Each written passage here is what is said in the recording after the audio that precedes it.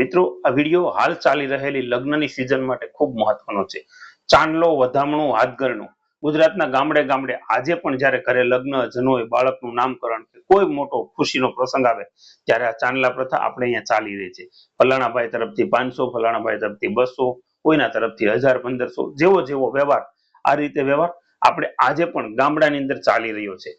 પરંતુ શહેરોમાં લોકો ગિફ્ટ, કૂપન, ઓનલાઈન ટ્રાન્સફર કે ફૂલોના ગુલદસ્તા કે આવું આપવાનું ચાલુ કરી દીધું છે. કારણ કે લોકો લેતા નથી અથવા ચાંદલા કાઉન્ટર રાખતા નથી. પણ ગામડામાં હજી પણ આ પરંપરા હજી જીવંત છે.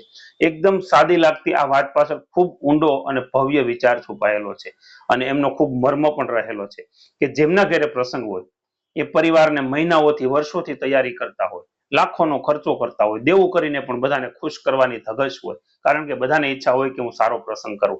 એવામાં નાતીલા, સગાઓ, દોસ્તો, મિત્રો, પડોશીઓ પોતાની શક્તિ પ્રમાણે ચાંદલો લખાવે એટલે કે વ્યવહાર કરે છે અને એ એમની ખુશીમાં ભાગીદાર થવાની, થોડીક એક આર્થિક મદદ કરવાની એક સુંદર રીત અને પ્રથા જે આપણા પૂર્વજોએ મૂકેલી છે. આ ચાંદલો એ માત્ર ફક્ત પૈસા નથી, એ તો એક પ્રેમનું અને અમે તમારી સાથે છીએ એવો સંદેશ અને લાગણી વ્યક્ત કરતો વ્યવહાર છે અને આર્થિક વ્યવહારમાં સહકાર આપવાની ભાવના રહેલી છે. ઘણી વખત એ જ ચાંદલાના પૈસાથી લગ્નના ભોજનનો અમુક હિસ્સો છે એ ચૂકવાઈ જતો હોય છે. ડીજે કે ડેકોરેશનનો ખર્ચો નીકળી જતો હોય છે. એક એક રૂપિયો પણ એ પરિવાર માટે મોટી રાહત બની જતો હોય છે. પરંતુ આપણે આજકાલ લેવાનું બંધ કરી દીધું છે. આપણા કેટલાય રીત રિવાજો, જો કે હવે આપણે એ રિવાજોનું નિકંદન કાઢવા લાગ્યા છીએ, છતાં પણ અમુક જગ્યાએ અને ગામડામાં હજી ચાલુ છે. જેમ કે વાનો ખાવો, એ જમવાનું બનાવવામાં આવતું. વરરાજાના કે દીકરીના લગ્ન લખાયા પછી લગ્ન આવ્યા બાદથી જાન આવે ત્યાં સુધીમાં સગાઓને ત્યાં ઘરે, કુટુંબમાં, મિત્રોને ત્યાં જમવાનો પણ એક રિવાજ હતો અને ત્યાં પણ એક નાના મોટો વ્યવહાર કરવામાં આવતો. તેને ક્રમશઃ પૈસાની લેતી દેતી દ્વારા આ વાનો આપવામાં એને પરિવર્તન કરાયું અને આજે એ હાથગરણું જ્યારે પણ હતું અને આજે પણ છે એ હાથગરણું કહેવાય. વાનું આપવો આ ધીમે ધીમે રિવાજો છે એ નીકળવા લાગ્યા અને એનું નિકંદન થવા લાગ્યું. આજના સમયમાં જ્યારે લોકો એકબીજાથી દૂર થઈ રહ્યા છે ત્યારે આવી નાની નાની પરંપરાઓ આપણને યાદ અપાવે છે કે આપણે હજી પણ એકબીજાની માટે જીવીએ છીએ.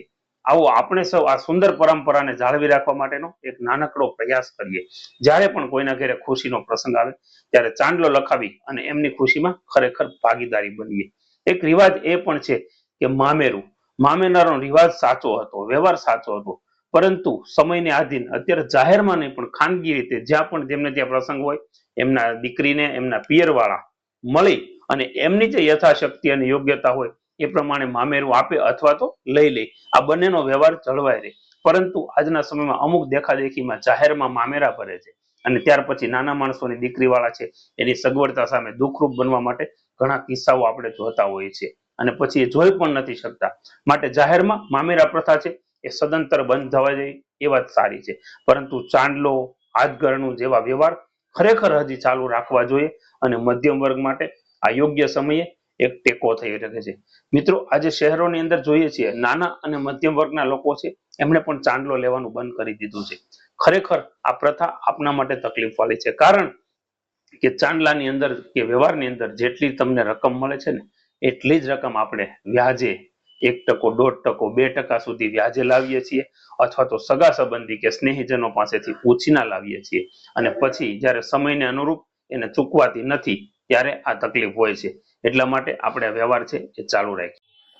તો મિત્રો, આવો આપણે સૌ સાથે મળી અને આપણા પૂર્વજોએ જે રિવાજ કરેલા છે, અમુક રિવાજો જે છે એ મધ્યમ અને સામાન્ય વર્ગને ખૂબ ફાયદાકારક છે. એ રિવાજોની પરંપરા આપણે જીવંત રાખીએ અને ખાસ કરી અને જ્યારે આપણે રિવાજોમાં જે આવતો વ્યવહાર છે ને એ લેવાનો બંધ કરી અને એની જગ્યાએ વ્યાજે કે ઉછીના પૈસા લાવીએ અને પછી લોકોના આપી નથી શકાતા અને એનાથી સંબંધો બગડે છે, એના કરતાં બે ધડક ચાંદલા કે વ્યવહારનું ટેબલ કે કાઉન્ટર આપણે મૂકવાનો પ્રયાસ કરીએ. તો મિત્રો, આપને આ વિડીયો કેવો લાગ્યો એ અમને કોમેન્ટ કરી અને ચોક્કસથી જણાવશો અને આપના પ્રતિભાવ પણ જરૂરથી જણાવશો. આવા જ વિડીયો જોવા માટે અમારા આઈડીને ફોલો કરી લેશો, યુટ્યુબ ચેનલને સબસ્ક્રાઇબ કરશો, લાઇક શેર કરીને આપણો પ્રતિભાવ કોમેન્ટમાં જરૂરથી આપશો. Thank you. જય હિન્દ, જય ભારત, જય જય ગરવી ગુજરાત.